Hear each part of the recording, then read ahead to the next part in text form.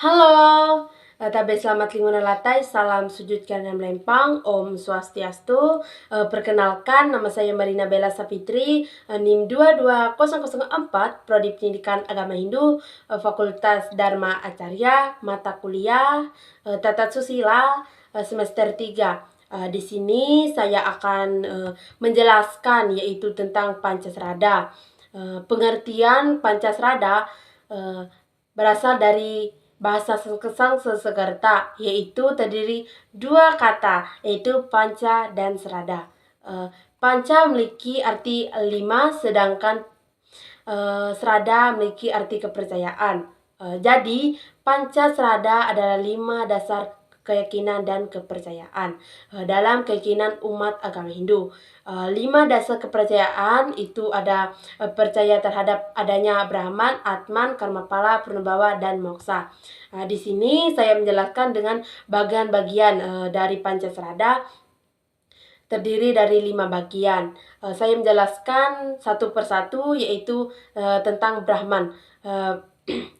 Brahman, umat Hindu meyakini bahwa Tuhan sesungguhnya hanya satu atau tunggal, yang kemudian disebut Brahman. Secara etimologi berasal dari kata brah yang artinya meluap atau melingkupi semua atau dengan bahasa sederhana. Sebagaimana telah ditulis dalam Canda Yoga Upanishad yang keempat, yaitu Ekam Ava Ayam Brahma, yang artinya Tuhan itu hanya satu, tidak ada yang kedua. Kemudian dalam kitab Yajurveda ke-17 juga tertulis Yo Denam Nada Eka Ava, yang artinya ia adalah satu dan dia disebut dengan banyak nama, masih banyak lagi tulisan dan doa-doa yang menyebutkan dengan jelas bahwa umat Hindu percaya akan adanya satu Tuhan. Yang kedua, bagian Atman. Atman atau Atma merupakan jiwa atau roh yang terdapat dalam tubuh kasar semua makhluk hidup. Atman adalah percikan api kehidupan dari Tuhan yang Maha Esa. Semua makhluk hidup sesungguhnya berasal dari percikan kehidupan itu yang berasal Sang Pencipta. Atman sesungguhnya bersifat kekal dan sama, sehingga dalam proses kehidupan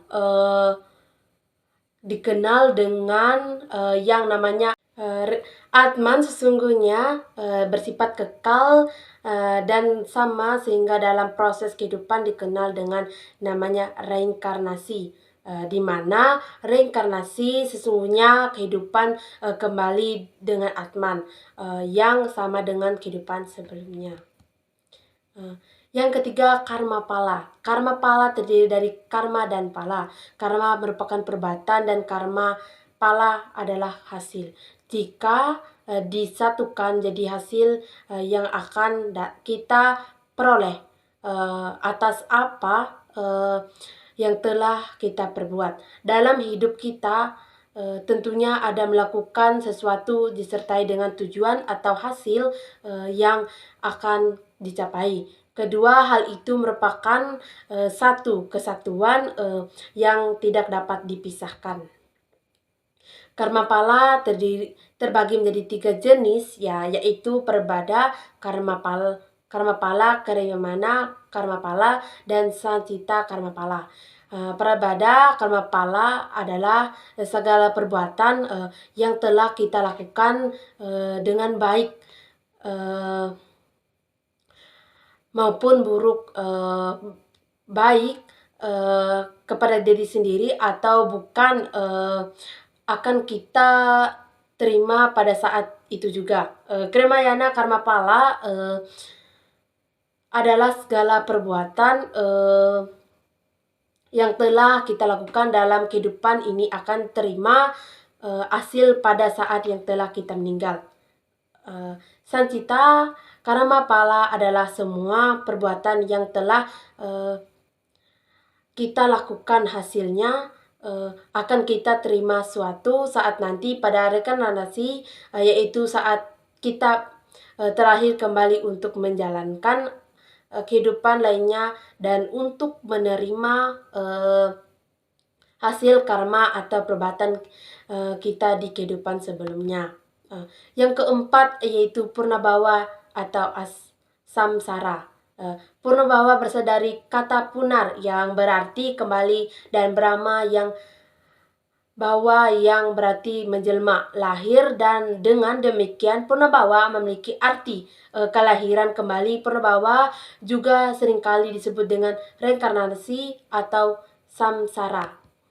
Dalam kata lain, purnabhawa adalah keyakinan bahwa semua makhluk hidup akan mengalami reinkarnasi. Seperti telah dijelaskan sebelumnya, reinkarnasi disebabkan karena hasil perbuatan makhluk hidup itu sendiri, baik yang ia lakukan pada saat ia menjalani hidup maupun apa yang ia lakukan pada saat ia menjalani kehidupan sebelumnya. Dalam ajaran tersebut bisa dikatakan makhluk hidup menentukan nasib yang akan ia jalani, sementara Tuhan yang menentukan kapan hasilnya diberikan baik sesama hidup maupun setelah reinkarnasi. Yang kelima yaitu moksa. Moksa merupakan tujuan dari terakhir dalam kehidupan di agama Hindu. Hal tersebut karena moksa makhluk hidup tidak lagi harus menerima hukum karma atau reinkarnasi, karena atmanya telah menjadi satu dengan Tuhan yang Maha Esa. Jika yang mengalami moksa tidak lagi mengalami ikatan nafsu dan keduniawan yang bersifat maya atau palsu, jiwanya telah sepenuhnya terbebas dari rasa suka dan duka karena berasal dari keduniawi. Karena yang telah mencapai moksa, jiwanya telah mengalami kebahagiaan dan ketenangan yang kekal sesungguhnya. Berikut ada beberapa tingkat dalam moksa tersebut, di antaranya jiwa mukti, tingkatan moksa yang dapat dicapai seorang sesama hidupnya tidak pengaruh oleh maya.